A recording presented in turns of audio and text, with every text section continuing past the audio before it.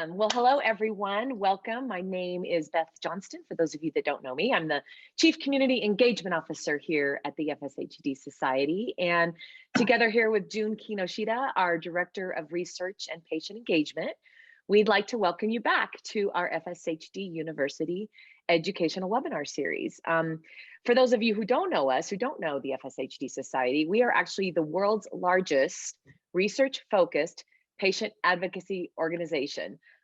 Focused solely on FSHD. That is a mouthful. We have 33 chapters across the US and Canada, and we are part of an 18-country World FSHD Alliance. Our mission here is to find treatments and a cure for FSHD while empowering our families. So we host these and so many other events to give you, our families, an arsenal of knowledge so you can be your own best advocate when it comes to your care, and empower you to really better understand research and the role that you can play in accelerating therapy development. Because there are so many clinical trials that are happening now on the horizon, it's really never been more important time to activate. So this year, we're going to be focusing on the 3 areas of activation in everything that we communicate and do. 1 is research and therapy development, of course. 2 is our community, our FSHD community. And 3 are personal strengths or self. So today, from our wellness department, we welcome Lynn Stevens, who will speak to us about employment fallacies, assistive devices to help remain employed, career change strategies, etc. So June, I'd love for you to properly introduce Lynn. Yes, I will. So Lynn and I actually first met, I'm thinking about 7 years ago when I made my first trip for the FSHD Society to Dallas. And she really made an impression on me. First of all, because she had driven all the way from Louisiana, which I thought was, hours and hours away. And that she at the time, you'll have to remind me who you were working for at the time, but it was a major organization. I think it's before you started working for Goodwill Industries. And I squirreled that knowledge away, saying, here's someone with incredible capabilities. And how can we, engage her in the work of the society? And also I very much appreciated the fact that you drove all this way just to meet me. So anyway, I am so delighted that since that time, Lynn has been involved with the society and in her capacity now as the Director of Workforce Development for the Goodwill Industries of North Louisiana. And she has FSHD herself and has had to deal with the challenges of what that means in terms of her career and change, and work environment, and finding an environment where she can continue to work and be a contributing member of society. And she counsels other people who are in that situation with various disabilities. And so she is an incredible advisor and resource to her community, and we're delighted to have her here today to talk about jobs and living with FSHD and strategies to keep working. So I'll turn it over to you. Well, thank you, June, and hi to everyone all over the country. I don't know where everybody's from. I'd love to see it in the chat. I did see one already, and I tried to think globally, not just US, but globally, about where people may be watching from. I know we all live in a Zoom world nowadays, and it's really easy to be able to do talks now from lots of speakers all over the country. You can get some of the best advice. I'm not going to tell you today you're going to get the best advice, but you're going to get some advice. I hope to share just a snippet of kind of my knowledge, my story, my background, about kind of just some of the battles I've faced and some of the tools and resources and things I've learned along the way. So I am going to share my screen, and thank you for chiming in about where you are in the country, because I really like to see that. So when June called me, I don't know, gosh, a year ago, and said, would you do this? She was like, we need a title for your talk. And I was like, the job talk sounds great. It's really a decision that all of us, I think we have to acknowledge at some point in our path in regards to whether we go forward, you know, why, let's see, what do I do? You know, I mean, I think we're all faced this question, and whether we have a disease or not, I mean, I think at some point, every person, you have to think about it, even regular people have to say, what do I do? Is it time to retire? Is it time to move jobs? You know, what can I do and what should I do? And you know, I'll end the talk by really telling you it's really a personal choice, what fits into your lifestyle and where you're at along that path. But I felt like I needed to share a little bit, being that this is the university, a little bit of statistics, and I tried to go deep and wide so everybody could kind of see some of those statistics. You know, tons Hey, of Lynn, people. I don't think we're seeing any slides for some reason. Well, it says during and paused. How's that? There we go. Thank you. I'm glad you mentioned that. I didn't even know you could pause it. Did you? That's a new button. I did not. Now we know. Now we know. Now we can see. So statistics wise, you know, 61 million Americans across the country, you know, that's 26 of our percentage of our population. And that's based on our new census numbers. So, you know, we did census in the midst of COVID year. We did do that, have some form of disability, you know, it could be anything and then some. Those, of course, are things that people self-identified. So there's probably more out there that a lot of people are not aware. That's really, if you think about it, think about what's in your family unit. That's 1 in 4 Americans who basically face a daily challenge. And if you think about FSHD, you know, I think this is the latest stat that I saw, is 3 to 5 people out of every 100,000 have it. You know, think about that $61 million number. You know, that's a lot of people out there with FSHD that's going to face the same questions that we face. Of course, I'm from the South. I'm not originally from the South. I'm actually a Yankee from the North. I'm actually from Indiana originally, but have been in Louisiana now since 2007. So June, when I met you, I literally had just moved to Louisiana, believe it or not.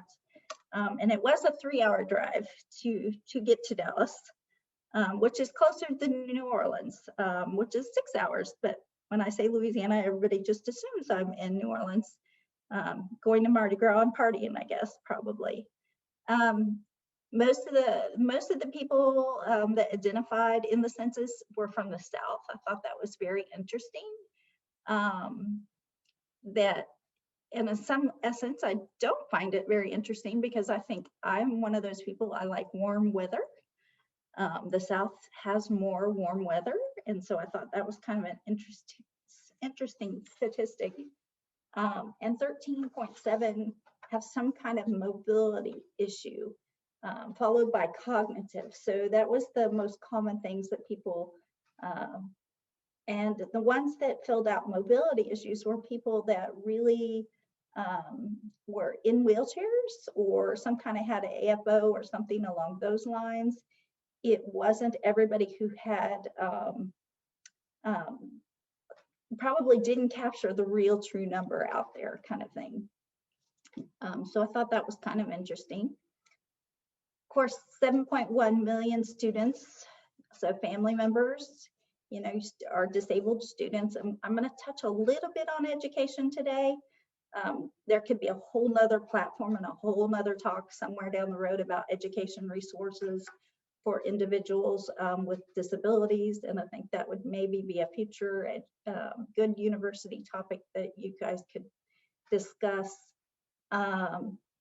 Interesting statistic, the average monthly benefit right now is about $1,200 per month for SSDI. We're going to talk about SDI later in this presentation, and so I thought that was kind of an interesting number. Massachusetts, I thought this was a very interesting statistic. 98.3% have health insurance. That's think about that, 98.3% of everybody who lives in Massachusetts that has a disability is covered. That's a huge population, because if you look down below, that's the national averages there, as far as in regards to whether somebody with a disability has insurance or not. And that is a key component I think we have to really talk about when you're thinking about work. And do I continue work? What is your, what does your benefits look like? Do you have medical coverage? Do you qualify for Medicaid? Were you a veteran? Do you have health care through the veterans? So I think those are things that you have to really play into that. Since it's employment-based, I like to pull a section out of the Bureau of Labor Statistics about, this is just since COVID, 1 million workers has lost their job since March of last year. So think about that, 1 million people across the country. Now, some of that was by choice for safety. When I look at some of the breakdowns of, why somebody quit working, it was, they were scared to go to work. They were in a very vulnerable job. Childcare issue was a huge thing because schools shut down and went virtual and they had no childcare. So a lot of mamas had to quit.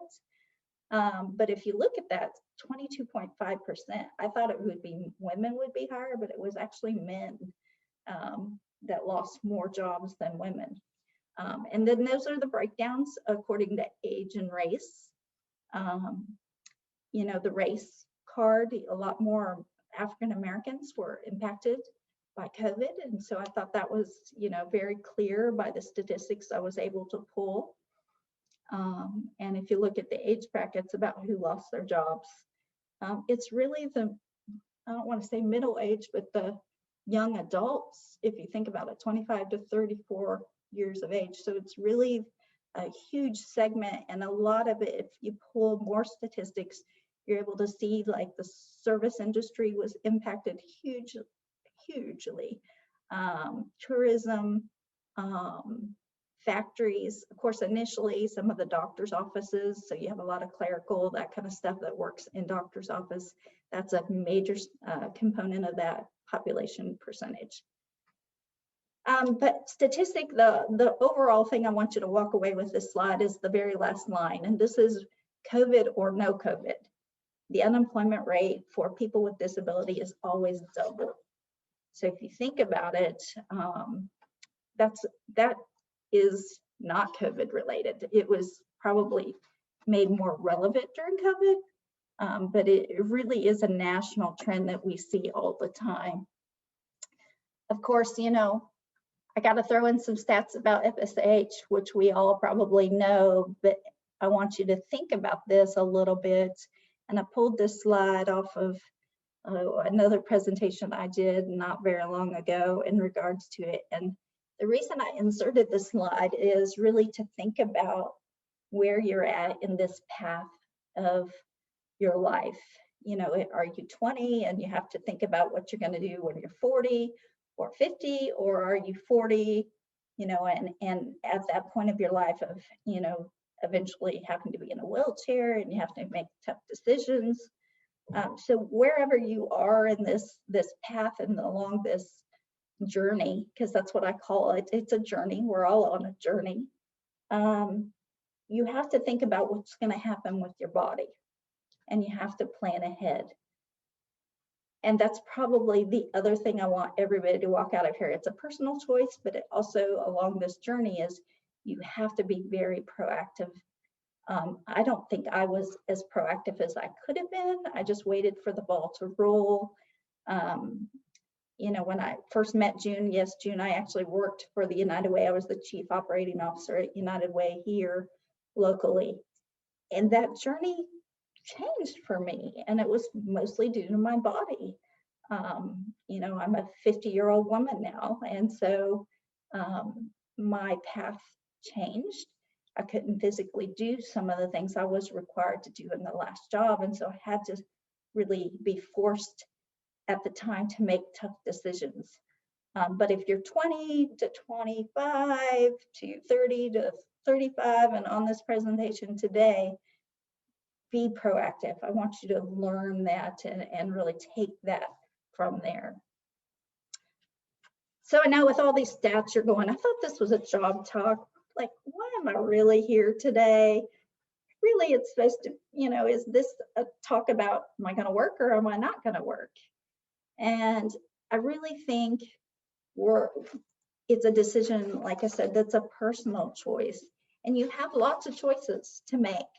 And again, about that journey and that path, are you unemployed and you're trying to find a job? And if you're trying to find a job, is it a full-time job or a part-time job? Or, are you employed and you're continuing to work and you're going to continue to work till you get to this crossroads? Or should you be considering maybe reducing your hours right now and try to conserve energy and muscle mass so you can actually do more later and enjoy the whole journey, so to speak? Or do you just need to find a new job right now because this one is just, I'm going and I have to pay my bills, but I know I need to work and I need another job, and because I know I'm at that point of the crossroads? Or do I just quit? Do I go on disability? Do I reduce my hours? I mean, you have lots of options and things to think about. Just a little caveat I put in there is, if you reduce your hours or you quit, you can file for disability, you can file for unemployment. In some states, like right now under unemployment, you actually qualify for the pandemic unemployment. So you kind of could qualify for additional wages. Not encouraging anybody to go out and quit unless that's not what I'm saying to anybody on this presentation today. But at some point you have to think about what's right for you and your family. Again, I want to touch on school. There's a lot of resources out there, a lot of life choices. Do I change careers? Do I need to go back to, get a different certification that's, I'm in a very physical job now, and do I need to go back and find a sedentary job and maybe become, a bookkeeper or an office manager, or get a contingent on life insurance or something along those lines? So maybe there's a path you need to consider with schooling. If you quit or you reduce, maybe you volunteer it, because if you're like me, I can't sit home. There's no way I could sit home and watch Family Feud all day long or soap operas. I'm just not that kind of person, and I can only clean my house so much. I'm a little OCD, and it would drive me crazy because physically I can't do it anymore. And so then the fifth thing I said is it's a choice. There's other choices out there, and the gamut is great. I mean, these are just the 4 big ones that I wanted you all to really think about. But if you're like me, you come to this path and you think about business from a business aspect. This is what I think a business thought of somebody with a disability.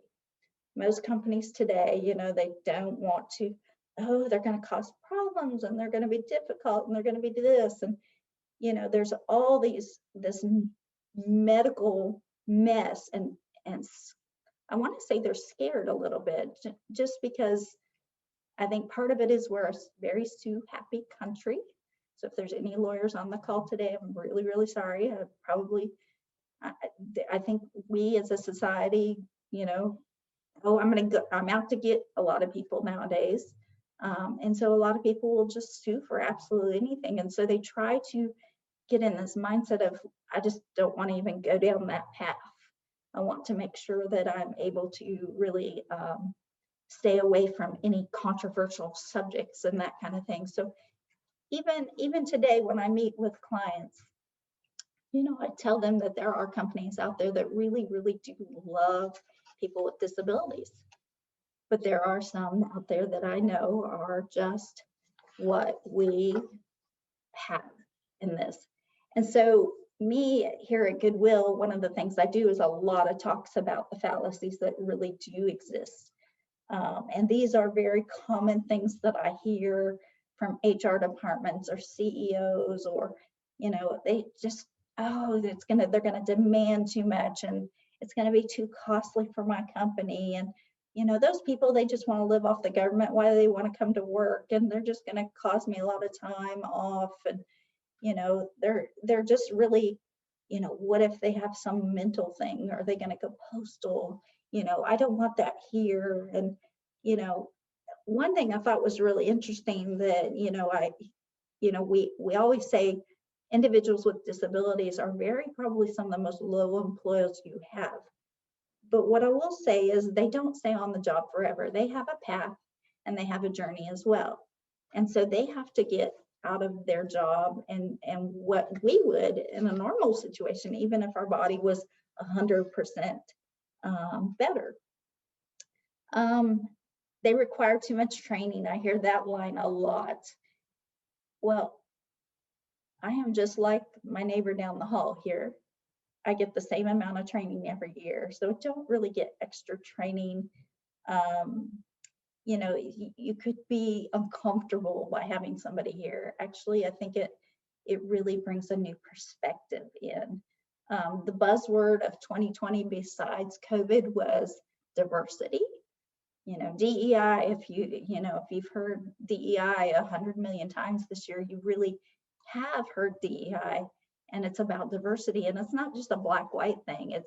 It's really, if you look at what companies are really trying to do and really actually having more conversations about DEI nowadays, they are really trying to get the aspects and coverage of people with disabilities and inclusion, which we've never had in the past, which I think it's actually going to be a beautiful thing come on the other side of whatever this whole new normal looks like.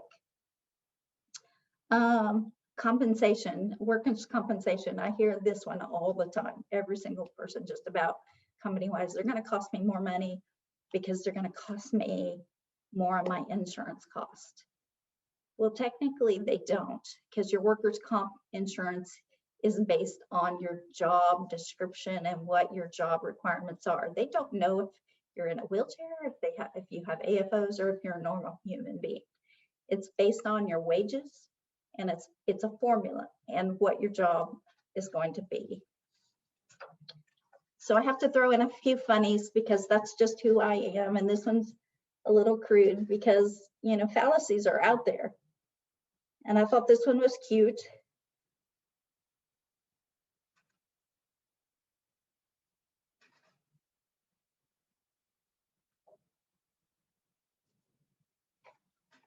And then the next one is, of course, this is the battle that we face every day. Me in my position is not only helping people, but when I work with employers, and we do a lot of educational things here,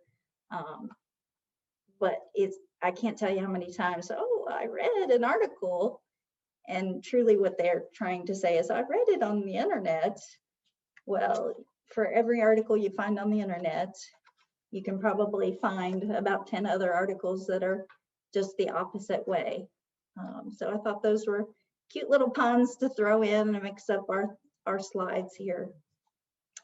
Of course, we all know about the ADA. I don't know how many of you love the ADA or hate the ADA, or you're indifferent. I think it was designed to help people. I do think even though it was amended in 2008, you have to think it's now 2021. There's a lot more amendments and things that could be updated. And I always tell my husband, if I hit the lottery, that's exactly what I would do, is I would go be a lobbyist and work to update the ADA on all kinds of different things that I find. But what I will tell you is the ADA is there to protect not only the employee, but the employer on both sides of the things, whether it's a mental condition, a physical condition. There's a lot of gray matter. What I find is most companies don't even realize what all is involved in the ADA. They know they have to follow it, but most of them don't have a consult with an attorney, and so they have this bad belief or this misnomer belief of, the ADA is all this or it's all that, and it's really usually somewhere in the middle.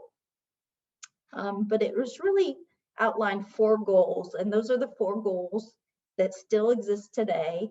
And then there's a lot of amendments underneath there that, support those goals.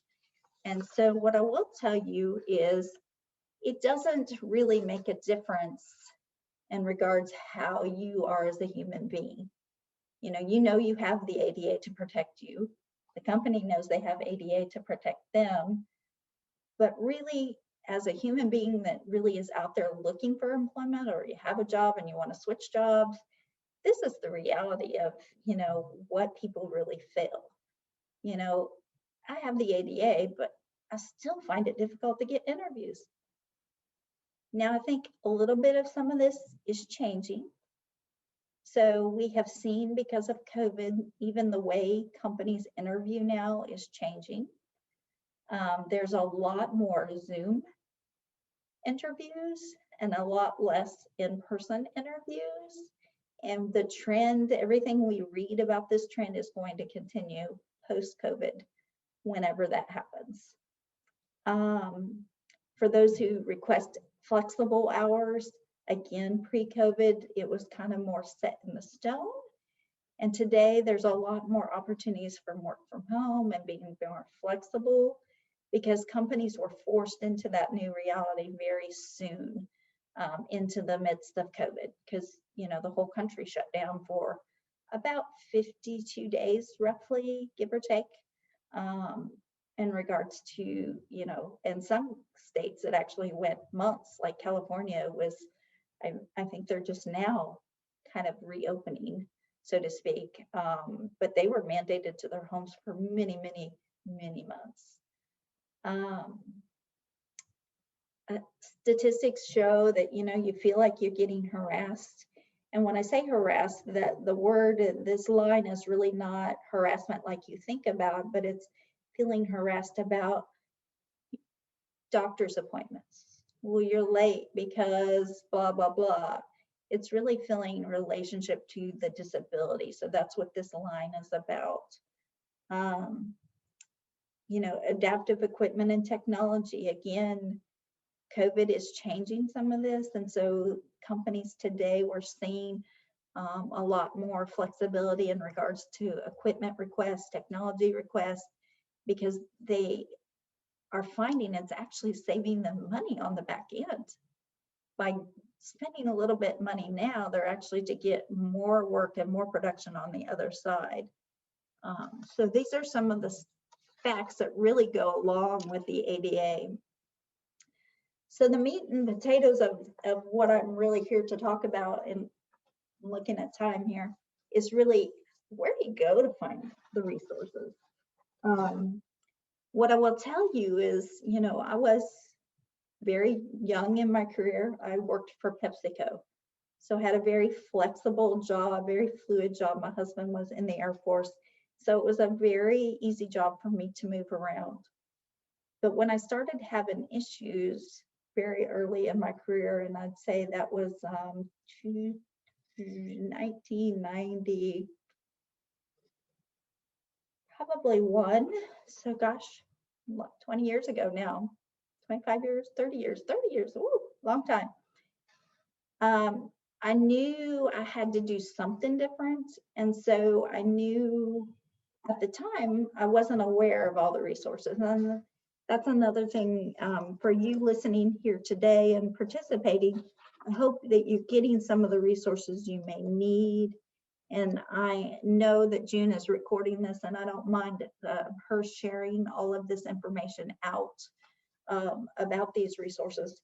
So even me, I'll just tell you, my journey went along a lot of different paths, and I ended up at the United Way for a lot of years.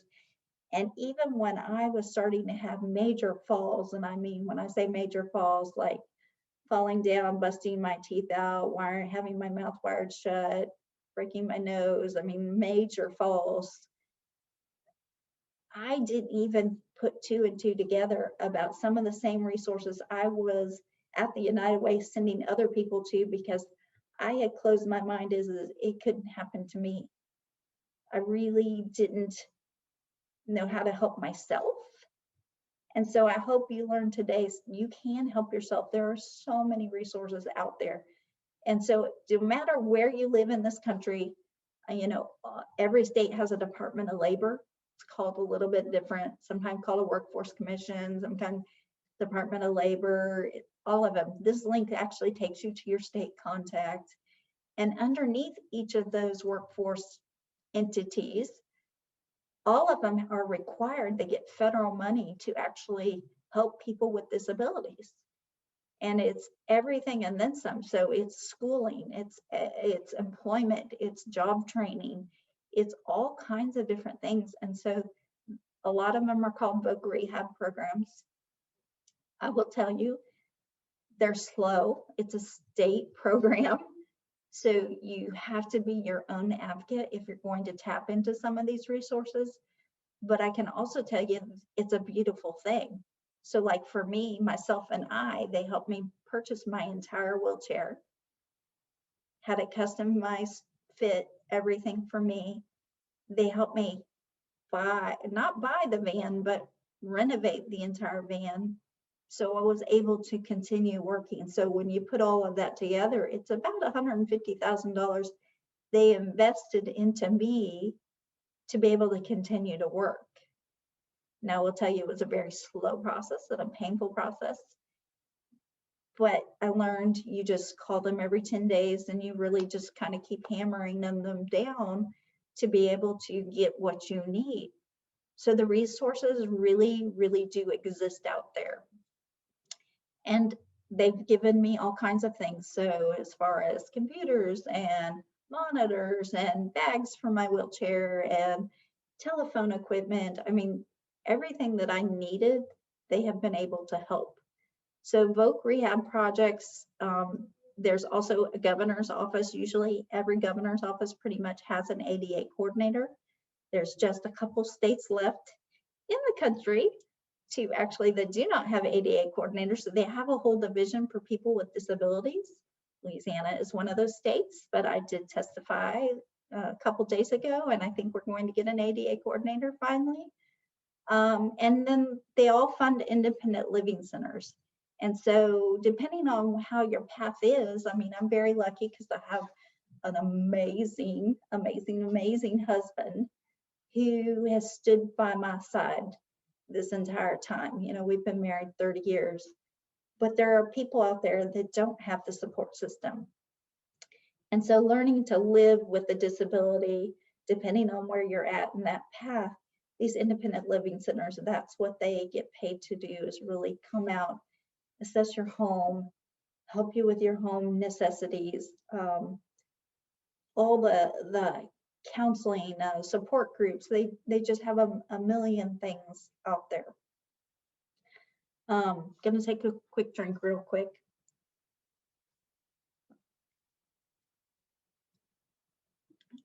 American Job Centers. So a lot of those are called one-stop shops. They're usually the local component of, so a lot of the dollars not only stay at the state level, but they actually go locally. So if you end up, especially if you're in a kind of a major city, you have a one-stop, career stop, job center, American Job Center. They're called all different things. Technically, they're all called American Job Centers nowadays, but this is a resource to those. They have individuals on site that will basically hold your hand the entire time. And so I think that's an important piece. If you don't know where to start with the state people, you're going to get a state counselor, you're going to get a state worker, a state caseworker. They have hundreds of cases. Some of them, depending on how they're staffed, may even have thousands of cases. At the job centers, they actually, and the Ability One and the Ticket to Work programs, they actually have somebody that's kind of got a smaller caseload. So you don't, I don't want to say you don't get lost in the shuffle, but you really don't get as lost as you could if you were just depending upon a state agency. And then there's agency, national and state, large organizations out there. So I actually do work for Goodwill Industries now, but that caveat out there. So that's the link. There are Goodwills all over the country. All of them do a supported employment program. So they actually help people get jobs. They have somebody that holds that individual's hand through the entire process. They actually provide job coaching. They get paid to place. They don't get paid unless you get put to work. So they're willing to go out on a limb and really work with you a little bit more. The ARC does something very similar. I will tell you, some of the ARCs only work with intellectually disabled individuals, but there is a huge portion of them across the country that do just normal, what I call normal disabilities. EARN is another national organization. Even today, what we're seeing is even like the blind and the hearing impaired organizations are starting to work with anybody who has a disability. So if you have some of those in your local community, and it's very easy to find, you can use 211 anywhere in the country and find, you know, who, what agencies exist, what service organizations exist in your community, or you can even use Google. You have those resources right there in your community that, again, one-on-one, very detailed. They only get paid if you go to work. So they have really some skin in the game to help you.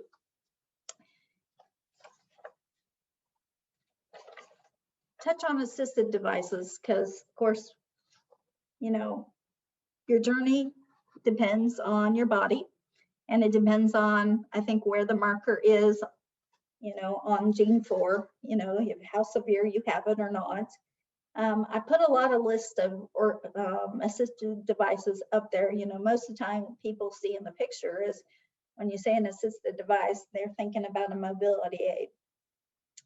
But what I will tell you is there's so much more out there nowadays. You know, I'm always thinking, oh, I wish I could just create blah, blah, blah. I just need an engineer friend, because I could come up with all kinds of things.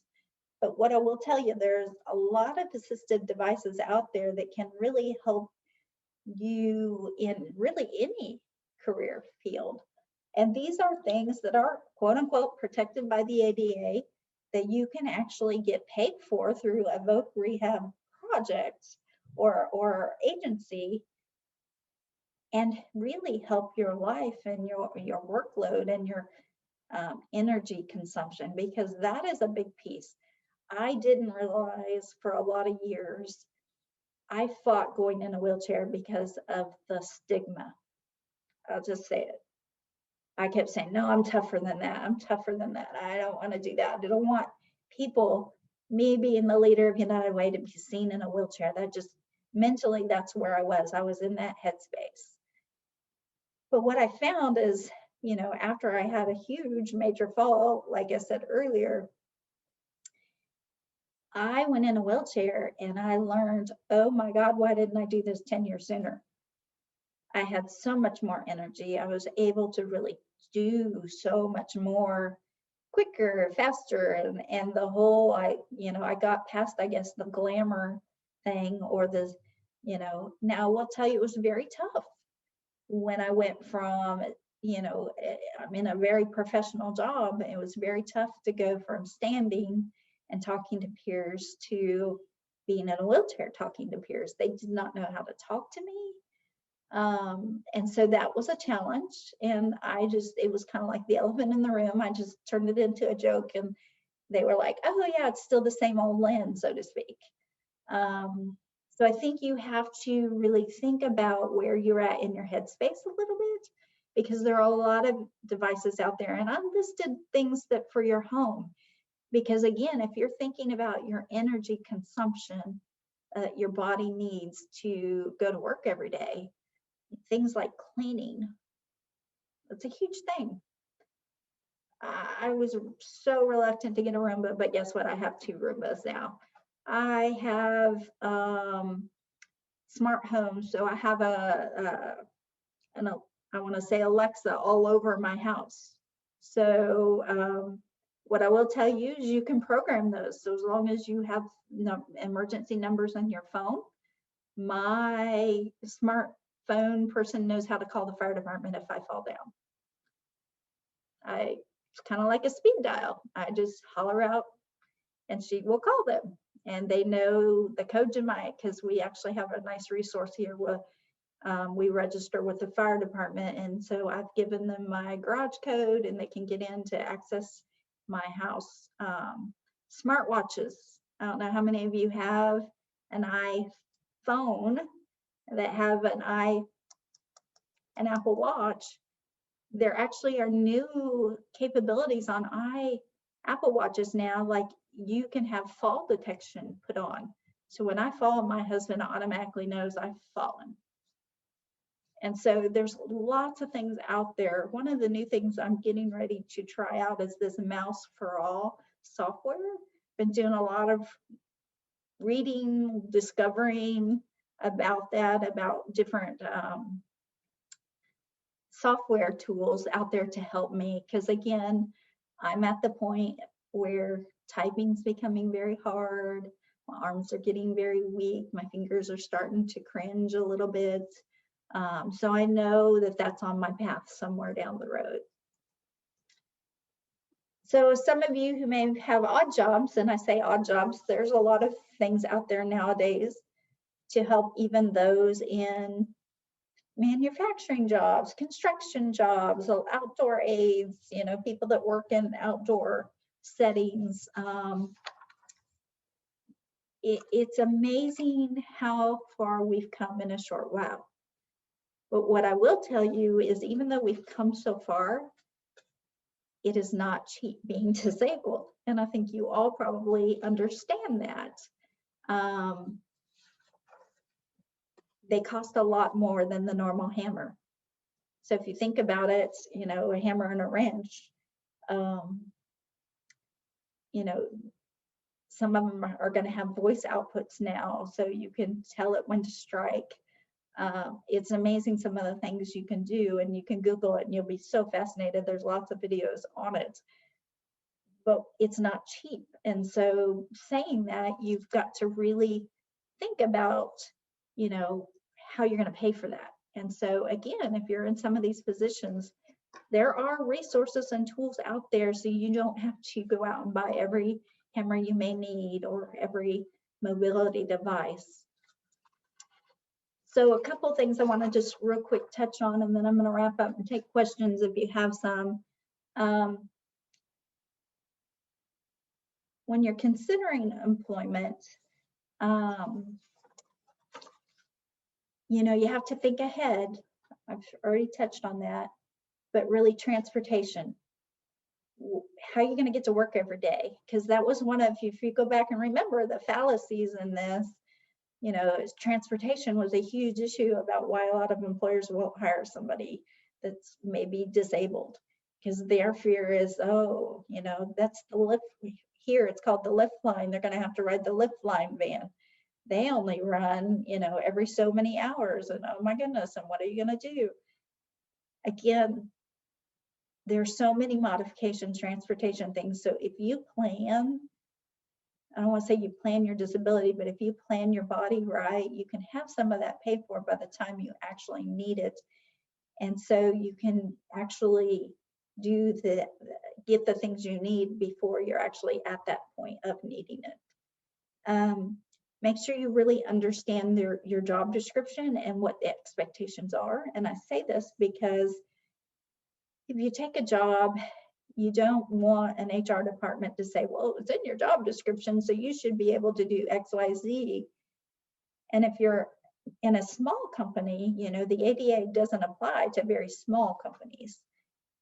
That's a misnomer that I think some people don't understand is, you know, the ADA is out there, but there are some loopholes in the ADA about things that are covered and who it really is covered by.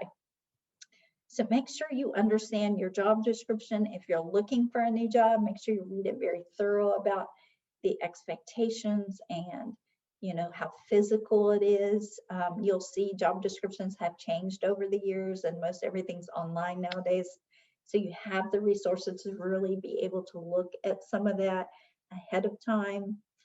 Your work environment. So if you're a, you know, 35-year-old walking individual right now with FSH, and your work environment is great, but you know, 10 years ago I worked at a place that had 2 floors, and I can't tell you how many times I fell down the stairs.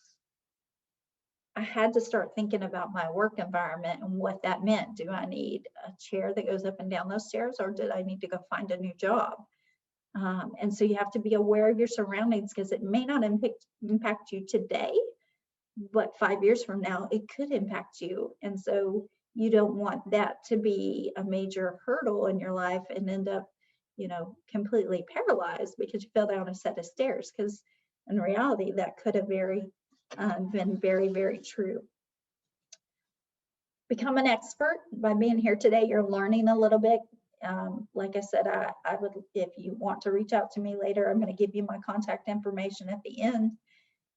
Becoming an expert about yourself is the most important thing I tell people. If I only knew now what I knew when I was diagnosed in 1993, man, I would have done things so much different. And I think that's with anything we do in life. You get older, you get wiser. You get gray hair too, but that's what I tell people. You have to be honest with your employer. We really stress that around here at Goodwill, because we work with all populations here. And whether you're getting out of jail or you're somebody disabled, or if you're just an average Joe Schmo from down the street, we really tell them you have to be honest about your situation. So if you do have a condition, you need to disclose it. If they ask on a health questionnaire to your HR department, you need to disclose it, because if you fall down, you don't want them to go, oh, well, she fell down. She's, we're going to send her for a drug screen, but it could be just your foot dropped that day. You want to make sure that they are aware of some of the things that play into your life. You also need to know when to basically ask for assistance. So even me, myself, and I am pretty darn stubborn. My husband says I'm the most stubborn person he ever met. But I also know there's a time where I have to ask for assistance. I don't like it, but I have to. And so you have to learn where that is in your boundaries. And so I think that's an important piece we need to do. Real quick, I want to touch on, for those of you who may be considering well, I'm at that point of I just need to probably stay home. I mean, my body is worn out. I need to do this. Here's some very interesting, real quick. I wanted to touch on this because that's your other choices. At some point, we all probably are going to, depending on how your body reacts, have to face filing for SSDI. And so 64% of those who apply are rejected. You just got to know that going in. Something I don't have on here, if you have, there's people out there that help you. Of course, they get a portion of whatever benefit, that's how they get paid, is they get a portion usually of your benefit payment. They usually make it through a lot further and faster than somebody who tries to do it on their own. It's a very tedious process. I would say, in today's society, we're moving to medical records. Everything's becoming more electronic. I have a journal I carry with me all the time, and I journal everything. This doctor, this address, this phone number, this email, this is what happened today. Whether it applies to my condition or not, because I've learned that is going to help me make the case. Especially for me, you have to remember, my husband was military before he switched over, and we moved around the country. And so I was trying to remember doctors from people when I lived in California, and then I lived in Kentucky, and then I lived in Oregon, and then I lived in Texas. And, that got to be very, very old fast. I thought some of the statistics, since we have people from all over the country, you can see the highest approval rating is in Kansas. So 69.7% of the people actually will finally get approved. So not everybody moved to Kansas. And the worst part is Oklahoma. And so not everybody wants to leave Oklahoma. It's really harder to get. And I'm not sure why those exist. I haven't dug into that, but I thought that was kind of very interesting. The consideration time, you also have to remember your health coverage. Can you afford to be off work? It's going to take you on average about 12 months. I said 12 plus because it's 12.1 I think 3,222 or something like that. So 12 months and like 3 days, I think is what it is right now. Now that was pre-COVID. Today, with Social Security offices being closed to the public and open only for very limited appointments, that time frame has gotten longer, and I see that going up to almost 18 months by probably the end of this year, just because we know that that's the fallacy. So you have to really think about, can I afford to be off for that long? You know, if I file for you know, short-term disability, if your company offers it, or long-term disability, if you can get it like through an Affleck product or something like that. You know, can you sustain yourself? Can you pay your bills? Can you take care of your family? Can you take care of yourself? Because health coverage, you know, is very limited today. You're going to get sick at some point, I'm guessing. And so you have to make sure you can take care of yourself with your body, because I mean, seeing the doctor is a lot more challenged for some of us, especially right now because of COVID. I do want to touch real quick on the COVID because I've alluded to it along the way.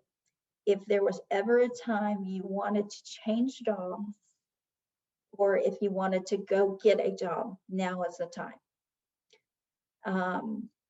The states listed below have just recently or have opted out of the federal pandemic assistance money. So the extra money you get on top of your unemployment, these states are opting out. So within the next 30 days, the rate of that is going to go down drastically, the unemployment rate in those states, because people are going to have to go back to work. So if you live outside of here, all of the other states qualify right now. So it actually makes sense for people who made about $13 an hour or less. They can make more staying home and being on unemployment. And that's why our unemployment rate is so high. I'll just say it. Politics aside, the premise is great for certain people, but for the service industry, tourism, and there's a couple of things like that, it's really had a negative impact about employment. And so what we're finding now is employers are so desperate for employees, they are really willing to consider anyone. So if you get nothing else out of this today, is if you're looking for a career change and you think I have no chance of getting it, you probably do, because they're really trying to really think outside the box of how to find employees. And I'll just leave it at that. So, but the choice is really yours. You know, whether you want to do the apple or the sandwich. Me right now, it's lunchtime here. I'd rather have the sandwich than the apple. I probably need the apple though, because I'm, you know, very sedentary and put on a lot of weight lately. But anyway, the choice is yours about what choice fits into your lifestyle at the right time along your journey. So I hope you've gotten something out of this. I'm trying to see. I don't have a question, just a point to add. If you go on SSDI, you do not get Medicare immediately. That is true, but you will be able to 2 years after you begin collecting. So make sure you can afford your health insurance in the interim. I'm fortunate because I have my husband's insurance, and so I'm eligible for Medicare.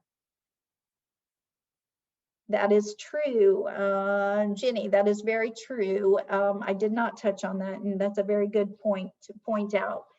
If you go back on, it does not work out. Can you go back on SSDI?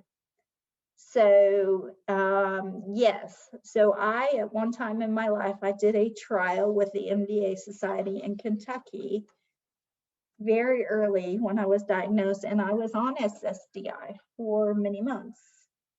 And unfortunately, the trial was very bad, and it caused the wrong effect for me at the time. And so I ended up getting off the trial because it was having damaging effects on my body. And so as soon as I got off the trial, my body reacted positively because I was 22 or 3 years old, very young, very spunky. And so what I will tell you is I actually was able to come off SSDI, but that was one of the questions I had very upfront, and they made sure to know, yes, I can always refile at that point when I can physically no longer, because I had a condition that was considered terminal, which I don't quite say I agree with, because I don't think FSH is going to kill me. It's going to be something else. So yes, I don't know who the anonymous was who put that question on. So that is the two questions that I seen in there. So my contact info is there. I'm going to stop sharing here so you can look at me. Yeah. My little office, and I think I timed it just about perfect for you, June. Yes, thank you so much, Lynn. And if there are questions, you can post them in the Q&A section. I had a few questions that came up as I was watching, so I might maybe ask one here. So you mentioned for people with, I guess, more physical jobs, you call them the odd jobs, so it's kind of construction or the physically demanding jobs. And you said there are adaptive tools, but they're expensive. Isn't that something that vocational rehab can help pay for as well? Yes, ma'am. So they actually will pay for a lot more things that people realize. So I would tell you to ask for the moon and get the stars. Because if you don't ask, you will never get it. Right. What I will tell you is most of the federal money, so like in my state of Louisiana, 50% of the voc rehab money gets sent back to the feds every year because it's not spent. Oh my goodness, that's a waste.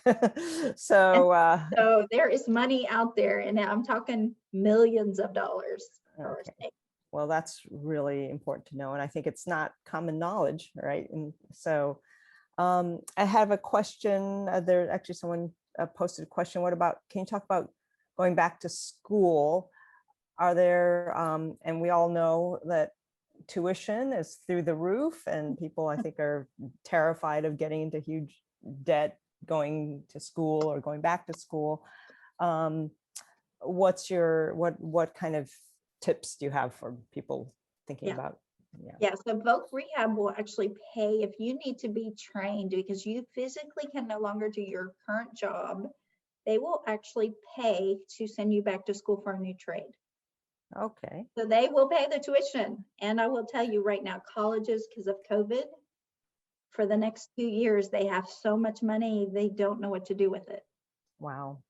So is this applies across the board for advanced education, whether it's going to community college or going to college or university? Okay. As long as you can get your voc rehab and counselor to write it in the plan about, you can't do XYZ, but you're going to do, let's just say insurance auditing or something. Right. And you need that. It can be written into the plan. Okay, great. The question, will they train for upcoming careers like in cybersecurity? Yes, that's a huge one, especially in the state of Louisiana. I live on the I-20 corridor, and they are amazing how much cyber, they are high demand jobs. They like to do the high demand jobs, and cyber technology is one of them. So they'll actually pay more to those companies, and it's immediate hire. Most of those people in a lot of those kinds of trade jobs get jobs before they even finish school. Kind of like a welder. There's not enough welders, plumbers, that kind of thing out there. Here's a question from Mary. Do you have to be on SSI in order to have your tuition paid for through vocal rehab, I guess? You do not. Okay. You just need to start with your voc rehab, whatever they call it in your state, and open a claim. Okay. Go down and get an assessment and tell them that, you physically can't do whatever and you want to go back to school to get a new trade. All right. So here are, I think, kind of two related questions from William and Osama, which is really around how transparent should you be about having a disability during the job search and interview process? Like if you, I'm sure a lot of people are afraid if you just mention that right up front that you won't even be called in for an interview, or, if you mention it during your interview, how do you, as you said, you need to be honest, but how can you position it so that it's not, held against you? Yeah, you actually have to just, I made it a selling point to me about what's on my resume and what I've done. So I actually have 2 strikes against me because I never finished college. Mm. So I had the, you don't have a degree conversation along with you have a disability because I'm physically in a wheelchair.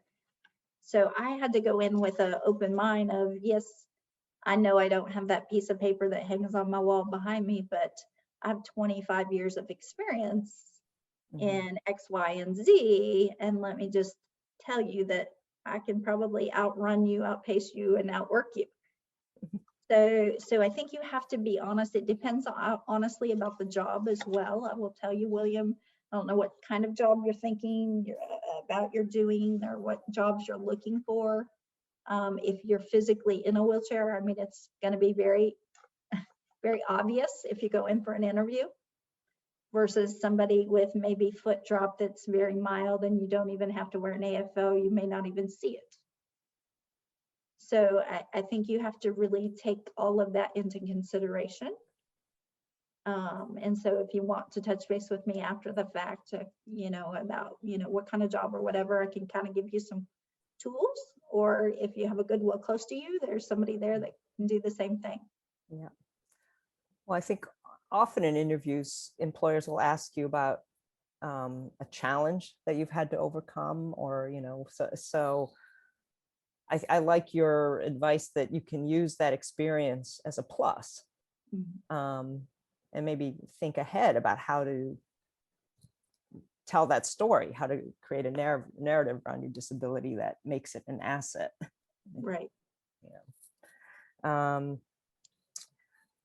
What if you suspect that you did not get an interview, or let's say you went in and did not get the job, and you suspect that your disability was a factor, that you were, because hard to prove that kind of discrimination, but do you have any recourse, or, what do you advise? Just walk on to something else? You probably wouldn't want to work for that company anyway. I hate to say it, because that means they don't have the best interest for you or any of their employees. So I always tell people, and that's why I say work with somebody, that's why I said, if you can find a local organization. I have companies that I know I can call today and have somebody with a disability hired, just like I could if they were an ex-offender or something else.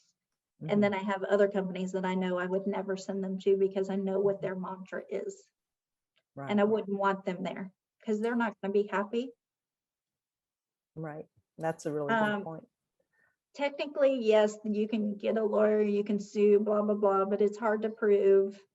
And after that, you wouldn't want to work there anyway. It'd be kind of a weird situation. Yeah. There is no hotline number or anything like that. You can report them to the governor. Every governor's office has the ADA coordinator. You can report them there.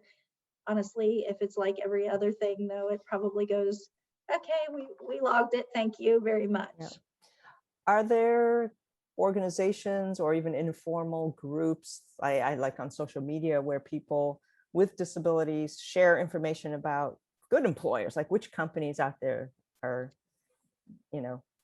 well, there's lots friendly. You go Google good companies with the disability to work for, you're going to find lots of stuff out there. Okay. But again, let me go back to that slide. If you read it on the internet, does it mean it's true? Not necessarily. Right. It really, truly, it really depends on the management at that company. Yeah. And their willingness and their understanding and their heart, I'll be honest. Because the bottom line is the bottom line. Most companies are about making money. It's not about the culture. Now that's changing. A lot more companies are being more culturally DEI, as a focus. So you can seek those kinds of companies out. But again, it's also about, the CEO and what his mantra is. Yeah. Or her mantra. Or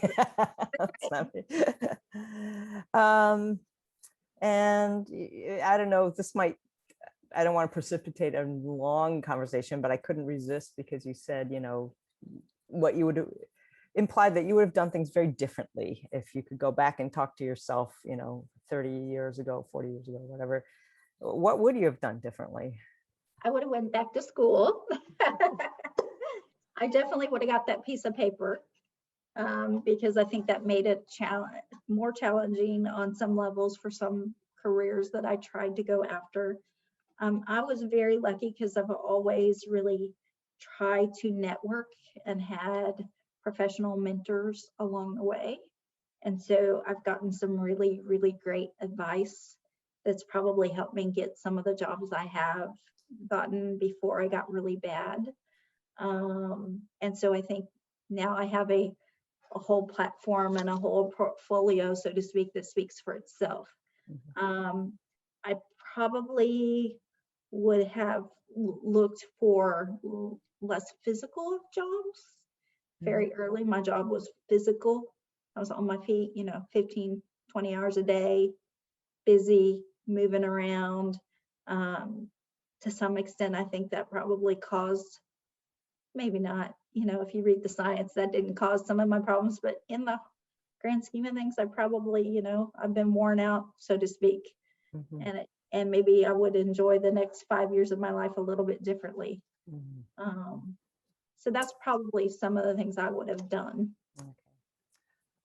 I didn't get real quick. I didn't get connected to LRS either until I was at a point I needed the wheelchair. I see. Yeah. So I wish I would have known younger in my life that I could have had adequate resources. I paid for a lot of equipment myself. We did a lot of home renovations and things like that that I could have had paid for on the backside. Wow. Okay. That's really good to know.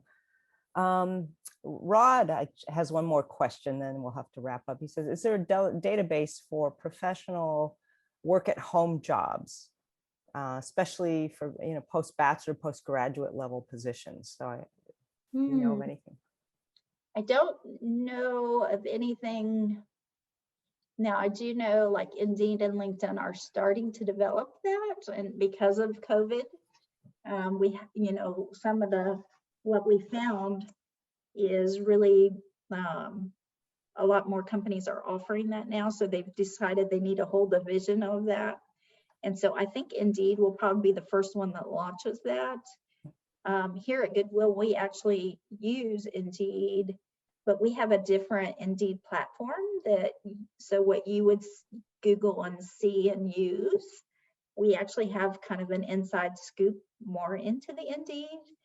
There are a lot of tools within Indeed that we know how to do. So, it's all about words on your resume now. It's not about cover letters, and so they're searching for keywords and all of the technology. The AI technology is really aiming towards that, and so I would say they're going to probably be the first one to launch it, probably closer to the end of the year. Okay, great to know. Well, thank you so much, and I'll quickly bring back Beth to say a few parting words. Yes, thank you. Oh my gosh, thanks everyone for attending our FSHD University webinar today. Special thank you to the amazing Lynn Stevens for her excellent presentation and the arsenal of information. Oh my gosh, I gotta tell you, Lynn, one of our viewers called it a treasure trove of data. So thank you very much. We have a special edition webinar of FSHD University coming in just 2 weeks, June 3rd at 1 o'clock Eastern, same time. Our guests are doctors Johanna Hamill and Kate Eichinger from the University of Rochester Medical School. They're going to talk to us about the new MOVE study, the FSHD MOVE study, which is now enrolling volunteers at the 12 sites of our FSHD Clinical Trial Research Network.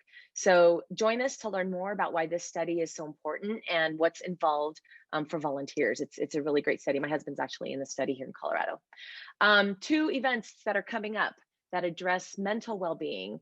This coming Tuesday, May the 25th at 8 o'clock Eastern, 5 o'clock Pacific, our Caregiver Sharegiver Hour, specifically for those of us who are providing care to loved ones with FSHD. On this coming Tuesday, they're going to be talking about caregiver stress and how to reduce it. That's a big one. And then our next monthly wellness hour is Monday, June the 14th at 5 o'clock Eastern, 2 o'clock Pacific. And at this next meeting, they're going to be discussing personal transportation. Lynn just was talking about transportation, getting to and from work, and that's going to be their topic of discussion as well. Okay, our FSHD Society radio show and podcast hosted by our awesome Tim Hollenbach. He's going to premiere his discussion with our very own Chief Science Officer, Jamshid Arjaman. And that's going to be Tuesday the 8th at 9 o'clock Eastern, 6 o'clock Pacific. It's going to premiere on both Facebook Live and YouTube, so be sure you're following us on one of those channels, either Facebook or on YouTube.